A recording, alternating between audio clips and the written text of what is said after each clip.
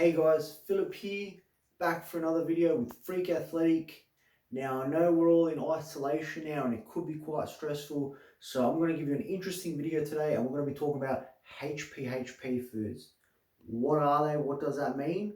Well, basically, HPHP foods are highly palatable and or highly processed foods. Now, this could include a large variety of foods, but basically what they compose of is sugar, fat, and salt. You can kind of think of salt as kind of like the innocent bystander that just tags along, but typically your HPHP foods will have those three elements, normally a lot of each. Now, when we're talking about HPHP foods and why they're bad, well, for the most part, due to the large sugar content, they're going to spike your insulin sky high because of the large blood sugar volume in your blood. What that's going to do is make you come crashing down and your blood sugar levels are going to dip and make you feel extremely lethargic. Now, if you're constantly spiking your insulin and you're consuming such a surplus of sugar non-stop, you are going to develop issues such as insulin resistance and possibly down the track type 2 diabetes. Now, why is fat a problem in that role? Well, fat slows down insulin's response.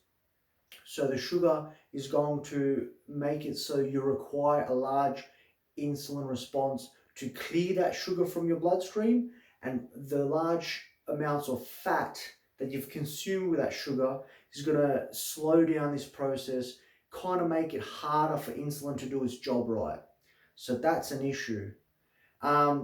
Again, like I said, it's highly correlated to type 2 diabetes. So the more of these sorts of foods that you consume, the more you're going to be insulin resistant, and down the track you might develop, you might become pre-diabetic and then develop type 2 diabetes. So it's good to keep this in mind, so to limit these sorts of foods, so you don't fall into that trap. Now, some examples of these HPHP foods, we got our little HPHP scale, and basically we're ranking them from not so good to worse, basically.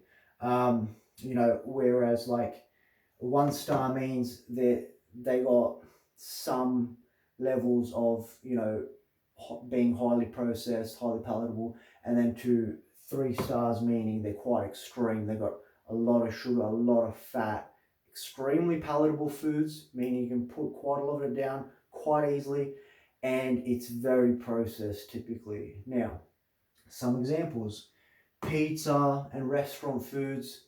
They do have some sugar in a lot of those foods.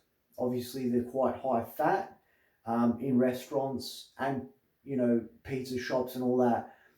The food is generally laced with oil, I like to call it, laced with fats. Now, they typically add more fats to the food to make it more palatable, to make you enjoy the food more. That's why they do it.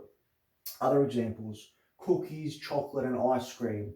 Now, depending on the sort of cookies you're eating, depending on the chocolates and ice creams, it varies. Some you can have dark chocolate, 70% dark, all the way to 90% dark, which is very healthy.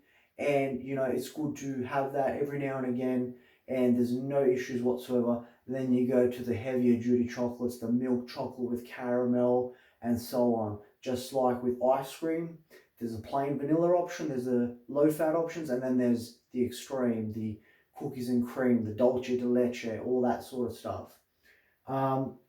Low quality peanut butter and fast food.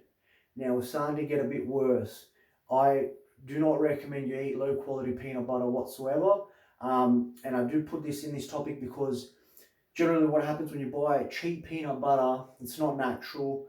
It is processed. They lace it with sugar and this other stuff to make it hold, because natural peanut butter tends to want to separate. So they add these ingredients to make it hold, make it more palatable, make you want to eat more and enjoy it more. Now, to the extreme examples, the foods that have the most sugar in them, the most fat, you know, extremely processed, extremely bad for you. Now, I hate to say it, people are going to hate me for this, but Nutella's up there.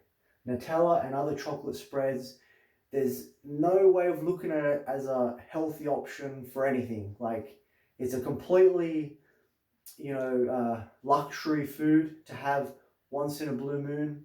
Very calorie dense, you know, not so great for you, and it is extremely processed, and it's extremely palatable. That's why it's tasty. That's why you want to smash down the whole tub as soon as you get it.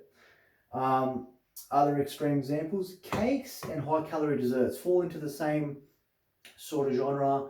You know, you can go to one of those dessert bars, dessert restaurants, and get the pancakes on the rocks, how they have those specialty pancakes, chocolate pancakes, ice cream, syrups, the works. That's obviously not going to be the best choice for you when you're pursuing your fitness goals.